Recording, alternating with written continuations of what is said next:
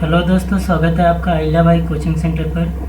दोस्तों, आज की इस वीडियो में आपको बताने वाला हूँ सीटेट पेपर सेकंड कक्षा छठवीं से 8वीं तक ईएमपी में जो सीटेट पेपर होता है दोस्तों, तो यह बाल विकास यानी सीडीपी का है। यदि पेपर 2 के लिए पढ़ रहे हैं तो पेपर 1 आराम से आप क्वालिफाइड कर सकते हैं। सीडीपी सेम ही रहता है। इस 18 जनवरी 2023 का यह पेपर है। तो चलिए हम वीडियो को स्टार्ट करते हैं। पहला क्वेश्चन है दोस्तों बाल विकास एवं शिक्षा शास्त्र का। और मैं आपको बता दूं कि आप हमारे चैनल में नए हैं तो चैनल को सब्सक्राइब करके वीडियो को शेयर कर दें। दोस्तों, पहला है, इनका आंसर मैं बताऊंगा कि अभिकथन ए, अधिगम और विकास एक दूसरे से जुड़े हुए हैं। कारण जो है अधिगम विकास के लिए एक नई स्थितियां सृजित करता है। तो दोस्तों, इसका राइट आंसर हो जाएगा पहला नंबर। दोस्तों, इसका राइट आंसर होगा पहला नंबर। ए और आर दोनों सही हैं। ए और आर जो आर है सही व्याख्या करता है ए की। दूसरा क्वेश्चन है दोस्तों, बच्चों के विकास के बारे में कौन सा कथन सही है। तो दोस्तों, इसका आंसर होगा पहला नंबर। विकास एक सहज रूप से होने वाली प्रक्रिया है, किंतु इसे सुसाधित करने के लिए उपयुक्त परिवेश का होना आवश्यक है। दोस्तों, मैं आपको 30 सेट दिखाऊंगा। 30 सेट में आप ये 30 नंबर का आता है सीटेट में, तो 30 में से 30 नंबर आप ला सकते हैं। फिर इसके बाद है तीसरा क्वेश्चन है दोस्तों कि किस प्रक्रिया में बच्चे समाज में रहने के तौर तरीके सीखते हैं। तो दोस्तों, इसका राइट आंसर हो जाएगा समाजीकरण। समाज में रहकर बच्चे तौर तरीके सीखते हैं। और चौथा है कि इच्छावर्षी सरला संरक्षण और क्रमांकन के कार्य नहीं कर सकती है। तो तर्क दिया है कि पूर्व संक्रियात्मक अवस्था में बच्चों की स्थिति के कई पहलुओं पर विचार करने में कठिनाई होती है। तो दोस्तों, इसका ऑब्जेक्टिव देख लीजिए कि ए और आर दोनों सही है और आर सही व्याख्या करता है ए की। तो दोस्तों, इसका राइट आंसर हो जाएगा पहला नंबर।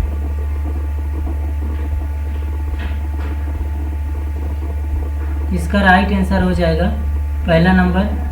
फिर इसके बाद है पियाजे का जो थ्योरम है, वायोगोस्की का थ्योरम है। इनमें 3-4 ऐसे थ्योरम है जिनमें से एक नंबर का क्वेश्चन कोई से भी सीटेट का पेपर हो उठा के देख लीजिए, सबसे पूछा जाता है। तो पियाजे के अनुसार इनमें से कौन सा कारक संज्ञानात्मक विकास में महत्वपूर्ण भूमिका निभाता है।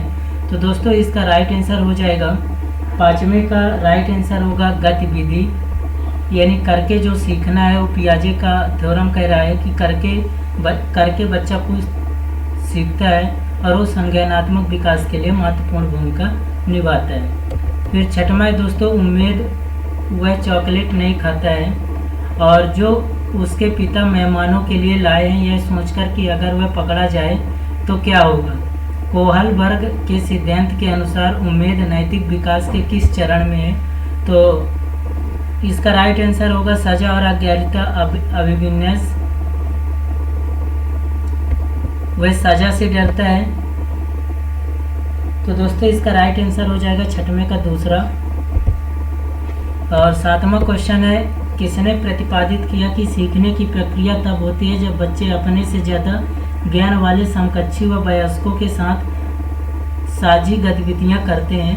तो दोस्तों, ये व्यागोस्की का थ्योरम है, व्यागोस्की। इसका राइट आंसर हो जाएगा व्यागोस्की, तीसरा नंबर। जब एक शिक्षिका एक बच्चे को व्याख्यान देने के बजाय अलग अलग इशारे देकर सही उत्तर की तरफ ले जाती है तो यह मदद क्या कहलाती है। तो दोस्तों, ऑब्जेक्टिव देख लीजिए इसका, पाठ, प्रत्यक्ष निर्देश, अनुकूलन, पुनर्वलन। तो इसको हम पाठ बोलेंगे दोस्तों। और 9वां नंबर है, प्रगतिशील कक्षा में अधिगम का निर्माण सक्रिय रूप से छात्रों द्वारा स्वयं किया जाता है। तो प्रगतिशील कक्षा में अधिगम जो है दोस्तों, इसका निर्माण जो है सक्रिय रूप से छात्रों द्वारा स्वयं किया जाता है। तो 9वें का भी राइट आंसर पहला नंबर होगा। 10वें में चलते हैं। हार्वर्ड गवर्नर है ने कौन सी धारणा को चुनौती दी है। तो दोस्तों इसका राइट आंसर हो जाएगा 10वीं का पहला योग बुद्धि पूर्व निर्धारित और निश्चित होती है। बुद्धि जो है पूर्व निर्धारित और निश्चित होती है, हावर्ड गार्डनर ने बताया है। फिर वाले व्यक्ति उत्कृष्ट तर्क कौशल, अमूर्त विचार और पैटर्न के आधार पर अनुमान लगाने की क्षमता प्रदर्शित करते हैं। तो दोस्तों इसका राइट आंसर हो जाएगा 11वीं का पहला नंबर की तर्क, गणितीय और बुद्धिमत्ता। फिर इसके बाद है लेव व्यागोस्की के सिद्धांत के अनुसार स्ववाक जो हमारी सोच व व्यवहार को दिशा देता है तो कहलाता है तथा उसे किया जाना चाहिए। तो दोस्तों इसका राइट आंसर होगा कि जो स्ववाक होता है वो निजी संवाद होता है और यह प्रोत्साहित भी करता है। तो 12वें का भी पहला आंसर होगा। फिर इसके बाद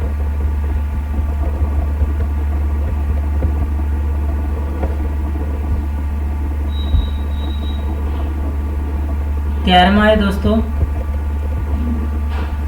कथन कह रहा है कि माध्यमिक स्कूल में शिक्षकों को लड़कों को भाषा पढ़ने के बजाय गणितीय व विज्ञान के विषयों को पढ़ने के लिए प्रोत्साहित करता है। तो तर्क लगा है कि लड़कों में भाषा को पढ़ने की जन्मजात क्षमता नहीं होती। तो सही विकल्प इसका आंसर होगा दोस्तों कि इसमें ए और बी दोनों गलत हैं, क्योंकि लड़कों को भाषा पढ़ने की जन्मजात क्षमता नहीं होती है। लड़का जन्म लेता है तो किसी का साइंस में अच्छा होता है, किसी का मैथ अच्छा होता है, कोई राजनीतिक में जाता है, तो जन्मजात से ही नहीं होती है। कोई भी बच्चा जो है लड़कों को भाषा पढ़ने के बजाय गणित और विज्ञान विषयों को पढ़ने के लिए प्रोत्साहित नहीं करना चाहिए। बच्चों को जो रुचि रहेगा उसी के अनुसार पढ़ाना चाहिए। तो ए और आर दोनों गलत है, चौथा नंबर आंसर होगा। दोस्तों 14वां प्रश्न है, मूल्यांकन किस उद्देश्य से नहीं किया जाना चाहिए। तो 14वां का तीसरा आंसर है दोस्तों कि बच्चों में डर और सीखने का तनाव पैदा करने के लिए। फिर 15वां का, एक कक्षा परीक्षण के दौरान एक शिक्षक ने पाया कि अधिकांश छात्रों में अवधारणा आधारित प्रश्न का उत्तर गलत दिया। शिक्षकों को चाहिए कि वे, दोस्तों इसका राइट आंसर हो जाएगा 15वें का चौथा, छात्रों को सोच में वैचारिक चुनौतियां का पता लगाएं और उनके अनुसार ही पढ़ाएं। फिर इसके बाद है 16 नंबर का क्वेश्चन है दोस्तों, समावेशी शिक्षा के बारे में कौन सा कथन सही है। तो दोस्तों 16 नंबर का सही आंसर होगा पहला नंबर, वह शिक्षा का तंत्र है जिसमें विकलांगता व बिना विकलांगता वाले विद्यार्थी इकट्ठे पढ़ते हैं, तो उनके आवश्यकता अनुसार ही पढ़ाना चाहिए। फिर इसके बाद है, इसमें पहला आंसर होगा दोस्तों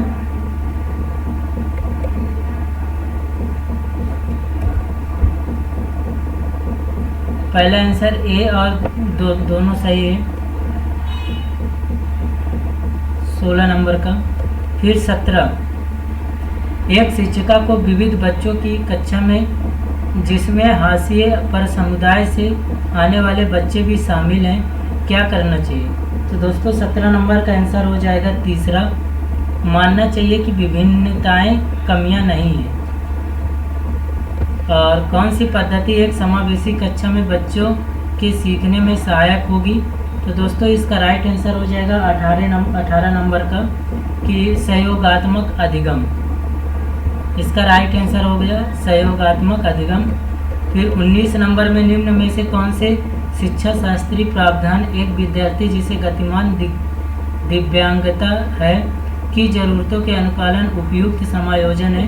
तो दोस्तों इसका राइट आंसर हो जाएगा 19 नंबर का चौथा नंबर कि पहला, दूसरा और तीसरा सही है कि बाधा मुक्त वातावरण को सुनिश्चित करना, मेज व कुर्सी को क्रम में प्रतिपादित तरीके में रखने जिससे विकलांग व्यक्ति हैं तो आने जाने में कोई सुगम हो, मूल्यांकन की विविध पद्धतियों का प्रयोग करना चाहिए।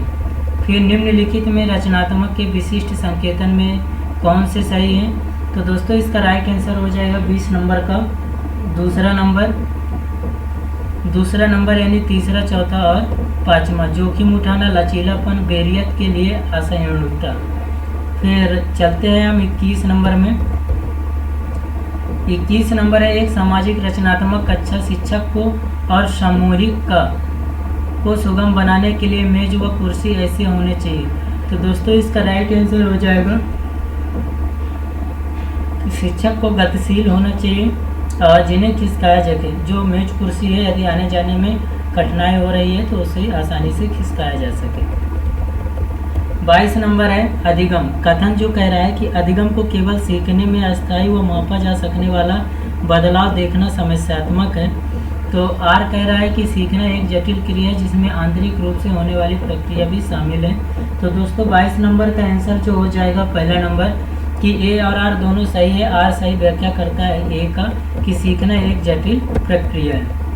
अनुभवनात्मक अधिगम किस पर जोर डालता है? तो दोस्तों इसका राइट आंसर हो जाएगा 23 नंबर का दूसरा नंबर करके सीखने की महत्ता पर जोर देता है। जब छात्र स्कूल की अपेक्षा के अनुसार प्रदर्शन करने में सक्षम नहीं होते तो स्कूलों को सबसे पहले निम्नलिखित पर ध्यान केंद्रित करना चाहिए। तो दोस्तों इसका राइट आंसर होगा 24 नंबर का चौथा नंबर 25 नंबर। निम्नलिखित में से कौन सा समस्या समाधान में स्वानुभविकता के प्रयोग का वर्णन करता है? तो दोस्तों 25 नंबर का आंसर हो जाएगा पहला नंबर के लक्ष्यों को प्राप्त करने के लिए चरण दर चरण प्रक्रिया निर्धारित करना चाहिए।